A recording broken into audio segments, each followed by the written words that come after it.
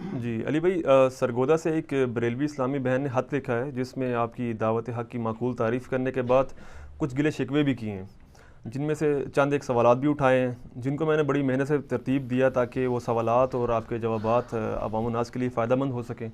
تو ان سوالات کو میں اللہ کا نام لے کے شروع کرتا ہوں۔ جی کریں جی شروع۔ جی، سب سے پہلا سوال یہ کہ میں ہر مکتبہ فکر کے اچھے سپیکرز کو شوق سے سنتی ہوں، مثلا ڈاکٹر ذاکر نائک، ڈاکٹر اسرار احمد، ڈاکٹر فرد ہاشمی، ڈاکٹر طاہر القادری، ثاقب رضا مصطفی اور مولانا طارق جمیل، اور آج کل آپ کو بھی سن رہی ہوں۔ تو کیا میرا یہ عمل درست ہے کہ سب کو سنوں؟ جی یہی عمل درست ہے کہ سب کو سننا چاہیے۔ جب تک آپ سب کو نہیں سنیں گے تو کبھی بھی آپ کو سچائی نہیں پتہ چل سکتی۔ اگر ایک قادیانی یہ کہے کہ میں نے پوری زندگی صرف قادیانی مربی اور علماء کو سننا ہے اور میں نے اور کسی کی بات نہیں سننی، اس کو ختم نبوت سمجھ نہیں آ سکتی۔ تو آپ صرف یعنی قادیانیوں تک نہ رہیں، بلکہ جو دوسرے مکاتب فکر کے لوگ ہیں وہ بھی ذرا اپنے آپ کو دیکھیں نا کہ وہ جہاں پہ پیدا ہو گئے انہوں نے کیوں اسیوم کر لیا ہے کہ ہم جہاں پہ لگے ہیں بالکل ٹھیک لگے ہیں۔ ہو سکتا ہے وہ بھی کسی معاملے میں غلط ہوں۔ تو سارے علماء کو سنیں، لیکن میں اس اسلامی بہن سے ریکویسٹ کروں گا کہ آپ نے جن لوگوں کے نام لیے ہیں نا اور مجھے اس کے ساتھ مینشن کیا، سر زمین اسمان کا فرق ہے۔ میں ان سب کو جو ہے وہ سینکڑوں لیکچرز ان کے اور سال ہر سال سے سن رہا ہوں۔ ہماری ویڈیوز کو اس کے ساتھ آپ ذکر کرتے ہیں، ہمارا دل دکھتا ہے۔ سر ہم جب بات کرتے ہیں نا، ہم قرآن اور حدیث کا ریفرنس کوٹ کرتے ہیں کہ یہ بات قرآن میں لکھی ہے، یہ بخاری میں لکھی ہے، یہ مسلم میں لکھی ہے۔ لیکن جن علماء کے آپ نے نام لیے، میں نام لیے بغیر کہتا ہوں، ان میں سے اکثر لوگ تو کہانیاں ہی کروا کے چلے جاتے ہیں جس کو آپ کاؤنٹر ویریفائی بھی نہیں کر سکتے کہ یہ بات صحیح بھی ہے کہ نہیں۔ اس کے باوجود میں کہتا ہوں ان کو آپ سنا کریں، حالانکہ ان لوگوں میں شاید اتنا حوصلہ نہ ہو کہ وہ یہ کہیں کہ انجینئر صاحب کو سنیں۔ ہمارے اندر یہ حوصلہ ہے کہ ہم کہتے ہیں آپ سب کو سنیں، سب کو سنیں، اور سر اپنی عقل بھی استعمال کریں کہ کون بندہ دلیل کے ساتھ بات کر رہا ہے، کون بندہ بغیر دلیل کے بات کر رہا ہے۔ اور جو بندہ دلیل کے ساتھ بات کرے اس کی بات کو لے لیں، جو بغیر دلیل کے کرے وہ چھوڑ دیں۔ اور سر بات اگر سچی شیطان بھی کرے تو وہ لے سکتے ہیں۔ صحیح بخاری میں 2311 نمبر حدیث ہے نا، شیطان نے انسانی شکل میں آ کے ابو ہریرہ رضی اللہ تعالیٰ عنہ کو آیت الکرسی کا وظیفہ دیا، اور نبی علیہ السلام نے تصدیق کر دی کہ ہے تو جھوٹا تھا، ہے جھوٹا لیکن بات سچی کی ہے اس نے، کہ اگر رات کو آیت الکرسی پڑھ کے کوئی ایک دفعہ سو جائے تو صبح تک ایک فرشتہ اللہ تعالیٰ کی طرف سے اس کی حفاظت کے اوپر مامور ہو جاتا ہے۔ تو سب کو سنیں۔ اور یہ جو آج کل یعنی لوگوں نے فتنہ مچایا نا جی، دیکھنا چاہیے یوٹیوب پہ کون سے علماء حق ہیں ان کو سنیں، جو علماء حق ہیں ان کو نہ سنیں۔ یوٹیوب اتنا پھیل چکا ہے، کچھ سمجھ نہیں آتی کس کو سنیں۔ سر ساری سمجھ آ رہی ہے لوگوں کو، آپ لوگوں کی ٹینشن نہ لیں، لوگوں کو سب پتہ ہے کون بندہ صحیح بات کر رہا ہے اور کون غلط کر رہا ہے۔ لوگوں کو یہ نہ کہیں کہ فلاں کو نہ سنیں، کیونکہ جب آپ یہ کہہ رہے ہوں گے نا فلاں کو نہ سنیں تو آپ تو آٹے میں نمک ہوں گے، دوسری طرف میجورٹی لوگ وہ ہوں گے جو کہیں گے ان کو نہ سنیں۔ یعنی آپ نے کبھی کسی بریلوی عالم کو جو ریناؤنڈ ہو یہ کہتے ہوئے سنا ہے کہ جی ہمیں چاہیے کہ ہم طارق جمیل صاحب کو ذوق و شوق کے ساتھ سنا کریں، بہت علمی گفتگو کرتے ہیں، یہ سنا ہے؟ یا کسی دیوبندی کو کہتے ہوئے سنا ہے، کسی دیوبندی عالم کو کہ جی ہمارا کام یہ ہے کہ ہم ڈاکٹر طاہر القادری صاحب کو ذوق و شوق کے ساتھ سنا کریں؟ یا یہ لوگ اہل حدیث کے بارے میں یہ بات کر دیں، یا اہل حدیث ان کے بارے میں، یا یہ شیعہ کے بارے میں، شیعہ ان کے بارے میں، یہ تو کسی میں حوصلہ نہیں ہے۔ اور یہ رسک تو لیے نہیں جا سکتا، کل کو تو ایک قادیانی بھی کہے گا کہ جی آپ نے تو ہمیں کہا تھا اپنے علاوہ کسی کو نہیں سننا چاہیے، ہم نے آپ کو نہیں سننا، پھر کیا کرو گے؟ منہ اڑ کے بیٹھ جاؤ گے؟ یہ رسک کبھی نہیں لینا۔ آپ سچی بات کریں، ڈنکے کی چوٹ پہ کریں، اور آپ یہ اوپن لائسنس رکھیں کہ سر سب کو سننا ہے، لیکن صرف سنتی ہوں نہیں، ویریفائی بھی کرنا ہے۔ آج کوئی مشکل نہیں ویریفائی کرنا، ہماری ویب سائٹ پہ جائیں ahlsunnatpak.com پہ، ساری حدیث کی کتابیں ڈاؤن لوڈ کریں جو مین سٹریم کی اہل سنت کی کتابیں، اسلام 360 اینڈرائڈ ایپ کر لیں، ایزی قرآن و حدیث سافٹ ویئر کر لیں، کوئی ایک لفظ ڈالیں حدیث سرچ ہو کے آ جائے گی۔ یہ جن کہانی کرانے والے علماء کو آپ لوگ سنتے ہیں نا اور میرا نام اس کے ساتھ لکھتے ہیں، میرا تو دل دکھتا ہے جب آپ میرا نام کسی ایسے مولوی کے ساتھ سن رہے ہوتے ہیں جس نے پیچھے رو میوزک لگایا ہوتا ہے اور آگے سارا جھوٹ بیان کر رہا ہوتا ہے۔ ان لوگوں کا ہمارے ساتھ کیا کمپیریزن بنتا ہے؟ یہ لوگ تو کہانیاں کروا رہے ہیں، ہم تو ہر چیز پوری احتیاط کے ساتھ بیان کرتے ہیں، یہ قرآن میں آیا ہے، یہ بخاری میں ہے، یہ مسلم میں ہے، اور صرف کہہ نہیں جاتے آپ کے علماء کی طرح، آپ کاؤنٹر ویریفائی بھی کر سکتے ہیں، وہ نکلتا بھی ہے۔ اب تو ہم نے اس سے بھی ایک سٹیپ آگے کر دیا ہے کہ جو کریٹیکل احادیث ہیں ان کے JPGs بھی اٹیچ کر دیتے ہیں۔ تو یہ کہانیوں والے مولویوں کے ساتھ ہمارا نام لیں گے تو ہمارا تو دل دکھے گا، لیکن اس کے باوجود ہم کہتے ہیں یہ کہانیاں سنیں خوب، لیکن یہ سنتے سنتے سو نہیں جانا، اے نا لوری لے کے سو جاؤ. اور ہمارے لوگوں کے نزدیک تو کرائٹیریا ہے، کسی نے کوئی بڑی درد بری بات کر دی، آپ کی آنکھوں میں آنسو آ گئے تو کہتے ہیں نہیں بات سچی ہوگی. تو ٹھیک ہے سر، پھر آپ شام غریباں جا کے سنیں، وہاں بھی لوگ رو رہے ہوتے ہیں. تو کہیں گے نہیں. ان کو کہیں ادھر آ کے سنیں، وہ کہیں گے نہیں. ہم کہتے ہیں سب کو سنیں، لیکن یہ بات دیکھیں کہ کس کی بات قرآن و حدیث کے مطابق ہے وہ ایکسیپٹ کر لیں، جس کی بات قرآن و حدیث کے مطابق نہیں اس کو ریجیکٹ کرتے ہیں. سب کو ضرور سنیں، لیکن اس شرط کے ساتھ کہ اس کی بات میں ریفرنس ہو، حوالہ ہو، پھر حوالہ ویریفائی بھی کریں. علماء کے اوپر رکھ کے نہ بیٹھ جائیں. دنیا میں آپ نے بچے کو بھی اسکول میں داخل کرانا نا سر، 50 بندوں سے مشورہ کرتے ہیں. اگر آپ کے پیر صاحب بھی آپ کو کہتے ہیں نا ٹاٹ والے اسکول میں بچے کو کراؤ گے؟ لیکن دین کے معاملے میں وہ جو مرضی کرتا رہے. بلکہ میں اس سے بڑی مثال دیتا ہوں کہ آپ کسی دکان کے اوپر جائیں موبائل لینے کے لیے، ٹھیک ہے جی، اور وہ چائنا کا بلا ہوا موبائل ہو، آئی فون کی شکل کا، اور بیچنے والے کی داڑھی اتنی لمبی ہو، پگڑی ہو، ہاتھ میں تسبیح بھی ہو، ٹھیک ہے جی، اللہ رسول کا نام ملے اور چہرہ بھی بڑا نورانی ہو، اور کہ وہ کہ نہیں جی یہ اصلی آئی فون ہے جی، لے جاؤ. لے لیں گے آپ؟ تو دین آپ ان کی شکلوں سے دھوکہ کر کے لے رہے ہیں. صحیح مسلم میں حدیث ہے اللہ تعالیٰ تمہاری شکلوں اور مال کو نہیں دیکھتا، دلوں اور اعمال کو دیکھتا ہے. شکلوں پہ آپ فیصلہ کر سکتے ہیں. آپ بریلویوں سے پوچھیں، طارق جمیل صاحب کہیں گے لعنت پڑی ہوئی ہے چہرے کے اوپر. جو بندی کہیں گے کتنا نورانی چہرہ ہے. جو بندیوں سے پوچھیں ڈاکٹر طاہر القادری صاحب کہیں گے جی نوست پڑی ہوئی ہے. بریلوی کہیں گے نہیں دیکھو کتنا سونا ہے. یہ تو اپنے فرقے کے مطابق ان کی شکلیں. اور پی کے فلم میں یہی تو دکھایا انہوں نے. میں اکثر کہتا ہوں نا کہ آپ جناب ایک کٹر بریلوی کے سامنے ایسا بندہ لے آئیں جو ہو خود بھی کٹر بریلوی، لیکن اس کا آپ گیٹ اپ دیوبندیوں والا بنا دیں، ایک وائٹ سکسی ٹوپی بنا دیں، مونچھیں چٹ کروا دیں، شلوار اس کی آدھی پنڈلی تک کر دیں، اور بریلوی کے سامنے کہیں پہچان اس کو کون ہے. اس کو ساری چہرے کی نورانیت بھول جائے گی، جتنا مرضی خوبصورت ہو. کہے گا مردود لگ رہے، شکلوں ہی مردود ہے. وہ شکل سے اس لیے مردود ہے کہ اس کو بتایا گیا کہ اس شکل والے مردود ہوتے ہیں. اس طرح آپ اس کے سامنے ایک لمبی داڑھی والا لے آئیں جس نے ٹوپی پیچھے رکھی ہوئی ہو، چند بال ادھر ہوں داڑھی کے ادھر ہوں، اور یہ جناب کف بھی تھوڑے چڑھے ہوئے ہوں، ایک دو بٹن بھی کھلے ہوئے ہوں، شلوار آدھی پنڈلی سے بھی اوپر ہو. اس کو کہ دیکھ کتنا نورانی چہرہ ہو. کہے گا اے تے ذوالخویسرہ تمیمی لگ رہا ہے، نجدی، کیونکہ اس کو بتایا گیا. اور جب اس کو آپ بتائیں گے کہ تو گیٹ اپ تیرے لیے بنایا تھا، یہ تو کچھ اور کہے گا نہیں ماشاءاللہ بہت سونا ہے. یہ سر پی کے فلم میں یہی کچھ دکھایا نا انہوں نے.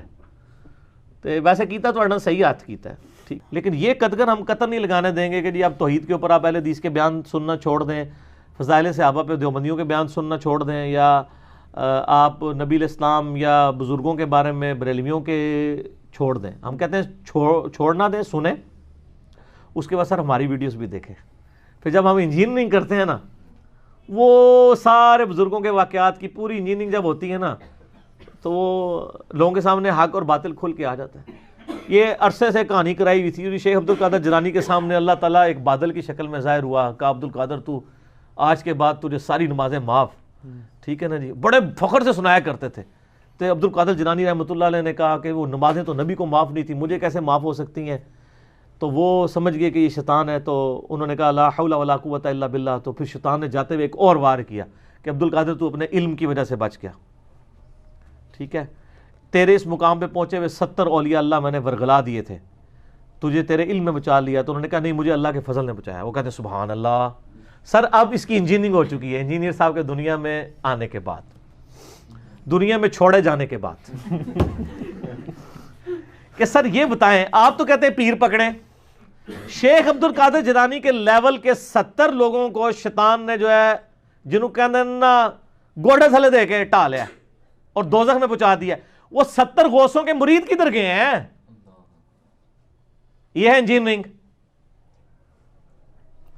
یہ بھی تو اس واقعے سے نکلتا ہے نا کہ جی اگر 71 پیر ہیں تو بیچ میں 70 ایسے ہیں جو شیطان کے تھے چڑھیں گے اور ایک بچے گا، اور یہ بھی اس زمانے کی، آج کے تو میجارٹی چڑھے. یہ انجینئرنگ نہیں ہو رہی ہے. تو ہم کہتے ہیں پیر اس کو بناؤ جس کو اللہ نے ہمارا پیر بنایا.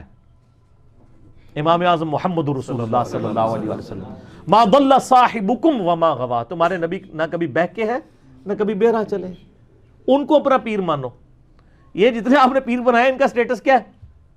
تو یہ واقعات سناتے تھے، پھر ہم انجینئرنگ کر دیتے تھے. ہم کہتے ہیں یہ کہانیاں کرائیں. ایک اور کہانی کرائی جی، وہ جی مولا علی کو حضرت ابو بکر نے وصیت کی تھی جب میں مر جاؤں میری لاش روضہ شریف پہ لے کے جانی ہے. اندر سے آواز آئی تو دفنا دینا ورنہ نہیں.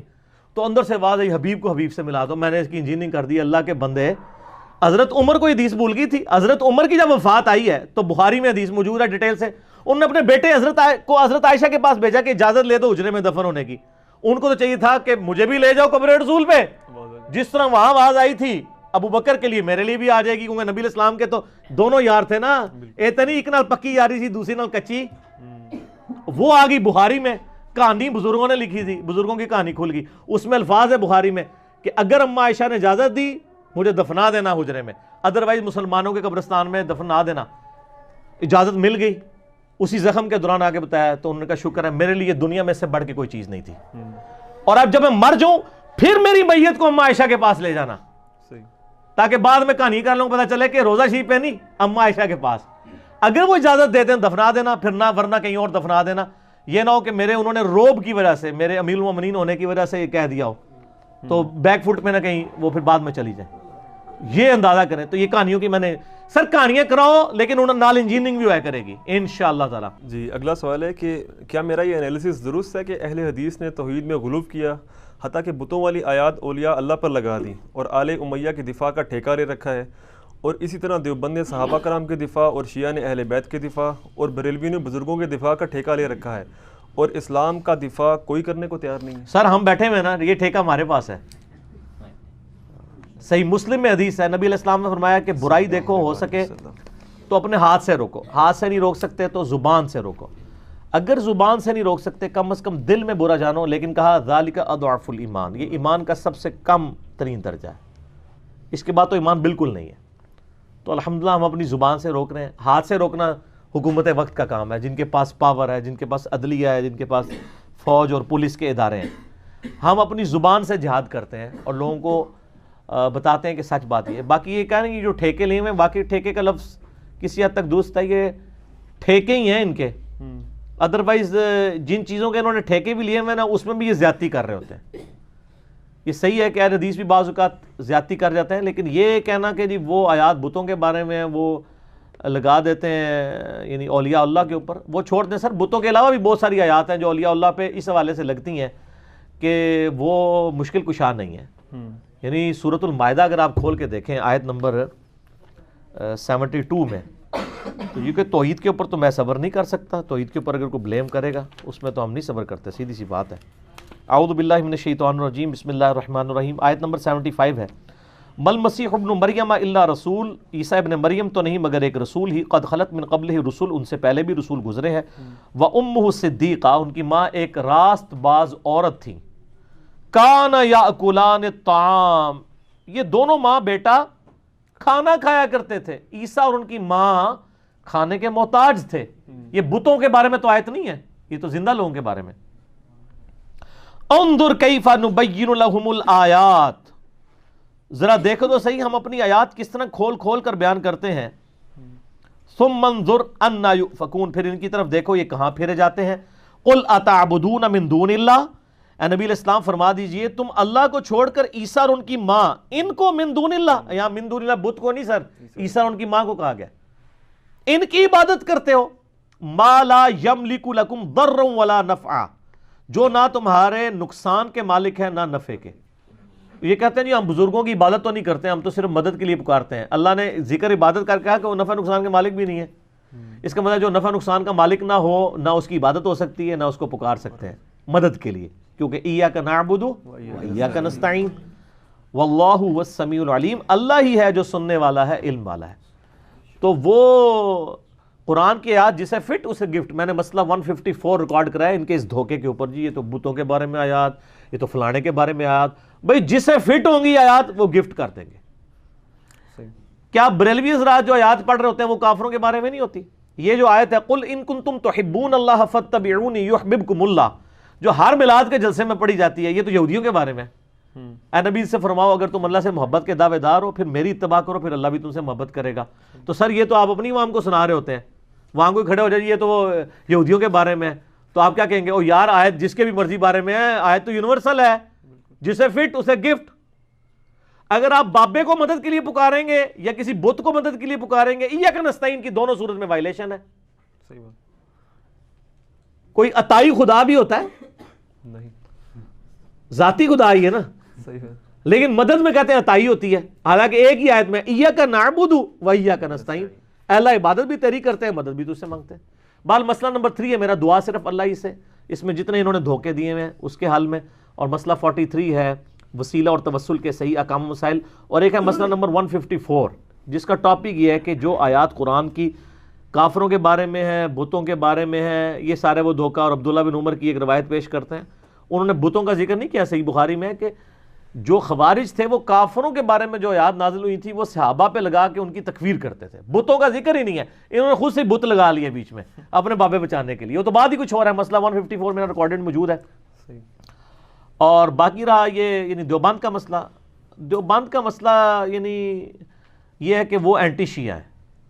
انہوں نے یعنی اینٹی شیعت کے اندر اس لیول تک چلے گئے ہیں کہ وہ اب صحابہ کرام کو معصوم کہتے تو نہیں ہیں، لیکن انہوں نے یعنی ترغیب ہی دلائی ہوئی ہے کہ وہ معصوم ہی ہے. اور وہ کہتے ہیں ان کی غلطی کا بیان جو ہے وہ حرام ہے. اور یہ یعنی وہ اس طرح کی باتیں یعنی صحابہ کرام علیہم رضوان کے بارے میں غلو کر کے یعنی ایون نبی علیہ السلام کی بھی توہین کر جاتے ہیں. کیونکہ اگر نبی صلی اللہ علیہ وسلم نے کسی کی غلطی ہائی لائٹ کر دی، اب اس غلطی کو کوئی اور بندہ ہائی لائٹ کرتا ہے تو وہ اسی لیے کیا. یہ تو اسی طریقے سے جیسے بریلوی کہتے ہیں کہ اللہ اپنے نبی کو کہہ سکتا ہے کہ بشر ہے، آپ نہیں کہہ سکتے، گستاخی ہے. تو سر صحابہ کی عظمت بڑی ہے کیا نبی علیہ السلام کی؟ تو پھر آپ کیوں قل انما انا بشر مثلکم پڑھتے ہیں؟ وہ کہتے ہیں قرآن میں تھوڑی آیات ہیں وما ارسلناک الا رحمۃ للعالمین، یہ پڑھیں انا ارسلناک شاہدا ومبشرا ونذیرا، یہ پڑھیں. تو انہوں موڑ چڑ کے ایک ہی آیت پتہ ہے قل انما انا بشر مثلکم، تو آپ کیا کہتے ہیں؟ آپ کہتے ہیں ہم یہ اس لیے پڑھتے ہیں کہ آپ کا عقیدہ صحیح کرنا ہے. تو سر ہم نے بھی آپ کو یہ بات بتانی ہے کہ بھئی صحیح بخاری میں حدیث ہے انٹرنیشنل نمبر کے مطابق 2812 عمار کو ایک باغی جماعت قتل کرے گی، عمار ان کو اللہ کی طرف بلائے گا، وہ جماعت دوزخ کی طرف بلائے گی. نبی علیہ السلام نے ویریفائی کر دیا ہے کہ مولا علی رضی اللہ تعالیٰ عنہ علیہ السلام کی خلافت حق پہ ہوگی، ان کے مخالفین باطل پہ ہوں گے. یہ خبر تو ہمارے نبی علیہ السلام نے ہمیں دی ہے. اب نبی علیہ السلام کی خبر ہم بیان کرتے ہیں، آپ کہتے ہیں یہ حرام ہے، صحابہ کی توہین ہو رہی ہے. تو یہ توہین پھر کون کر کے گیا؟ نبی علیہ السلام پہ فتویٰ جائے گا نا جی. پھر بخاری میں وہ حدیث ہے کہ ایک صحابی کہتے ہیں کہ جنگ جمل کے دنوں میں مجھے اس حدیث نے بڑا نفع پہنچایا کہ نبی علیہ السلام فرمایا تھا جو قوم اپنی حکومت کسی عورت کے سپرد کر دے وہ کبھی کامیاب نہیں ہو سکتی. میں نے ارادہ کیا تھا کہ میں عائشہ کا ساتھ دوں علی کے خلاف، میں اس حدیث کی وجہ سے ہٹ گیا اور مجھے یقین ہو گیا کہ عائشہ کبھی بھی کامیاب نہیں ہوں گی، اور نہیں ہوئی. ٹھیک ہے. تو یہ نبی علیہ السلام نے جو حدیث تھی کس طرح صحابہ فٹ کرتے تھے اس کو تو کسی نے نہیں جناب دیوبند مدرسے سے فتویٰ نکالا کہ صحابی صاحب ایک ایڑی حدیث فٹ کر رہے ہو کہ ہوتے صحابہ کے لیے بارے جو احادیث ہیں. تو یہ اس طریقے سے نہیں ہے معاملات جن کو لے کے چلتے ہیں. باقی رہ گیا اہل حدیث. اہل حدیث کا تو مسئلہ ہی کچھ اور ہے نا. وہ تو آپ کو پتہ ہے اہل حدیث کا مسئلہ ہے ایران اور سعودیہ ٹسل، اس کا دین سے کوئی تعلق نہیں، اس میں وہ غلو کریں گے دونوں طرف. تو ان کا ہم نے حال یہ جو ریسرچ پیپر ہے واقعہ کربلا والا یہ لکھ دیا نا، اسی لیے لکھا ہے نا تاکہ ان کو معاملات کلیئر ہوں. تو یہ واقعی یعنی ان لوگوں نے ٹھیکے لیے ہوئے ہیں، لیکن یہ ساروں کے ٹھیکے کو آپ سنیں. یہ نہیں ہے کہ اب وہ ٹھیکہ لیا تو وہ غلط بات ہی کرے گا. جو صحیح بات ہے وہ لے لیں، جو غلط بات ہے وہ چھوڑ دیں. لیکن یہ قدغن ہم قطر نہیں لگانے دیں گے کہ جی اب توحید کے اوپر آپ اہل حدیث کے بیان سننا چھوڑ دیں، فضائل صحابہ پہ دیوبندیوں کے بیان سننا چھوڑ دیں، یا آپ نبی علیہ السلام یا بزرگوں کے بارے میں بریلویوں کے چھوڑ دیں. ہم کہتے ہیں چھوڑنا دیں، سنیں، اس کے بعد سر ہماری ویڈیوز بھی دیکھیں. پھر جب ہم انجینئرنگ کرتے ہیں نا، وہ سارے بزرگوں کے واقعات کی پوری انجینئرنگ جب ہوتی ہے نا تو وہ لوگوں کے سامنے حق اور باطل کھل کے آ جاتا ہے.